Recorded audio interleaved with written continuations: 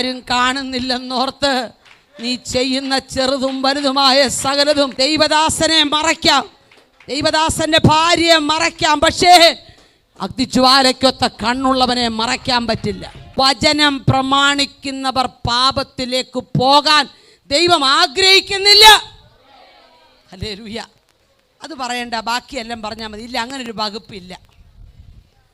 കയീൻ എന്ന് പറയുന്ന മനുഷ്യനോട് ദൈവം പറഞ്ഞു, പാപം നിന്റെ വാതിൽക്കൽ കിടക്കുക, അതിൻ്റെ ആഗ്രഹം നിന്നോടാ.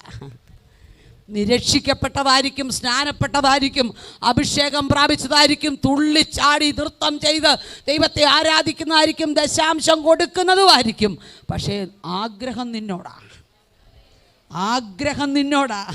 ഇന്ന് പകൽ മനസ്സിലാക്കിക്കോ, ആഗ്രഹം നിന്നോട് കിടക്കുക. പാപത്തിൻ്റെ എന്ത് ചെയ്യണം? നീ അതിനെ കീഴടക്കണം, നീ അതിനെ കീഴടക്കണം. ഇല്ലെങ്കിൽ അത് നിന്നെ കീഴടക്കും. നീ കീഴടക്കുന്നില്ലെങ്കിൽ അത് നിന്നെ കീഴടക്കും. ഒരു പ്രത്യേക ഫംഗ്ഷൻ വന്നപ്പം ആരും കാണാതെ ഒരു സ്മോള്, ഇപ്പം ഒരു വലിയ കാര്യം, ഒരു പുക, ഓ അതൊന്നും ഒരു വലിയ കാര്യമല്ലെന്നേ. ഇപ്പം ഞങ്ങൾ ഞായറാഴ്ച കഴിഞ്ഞ് വരുമല്ലേ. ഹലോ, നമുക്ക് തന്നെ ഒരു മൗനം. സ്തോത്രം.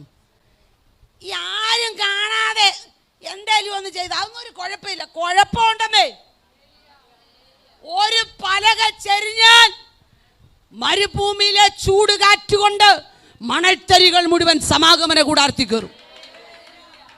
സമാഗമന കൂടാരത്തിൻ്റെ അകം അശുദ്ധമാകാൻ മുഴുവൻ പലകയും ചെരിയണ്ട, ഒരു പലക ചെരിഞ്ഞാൽ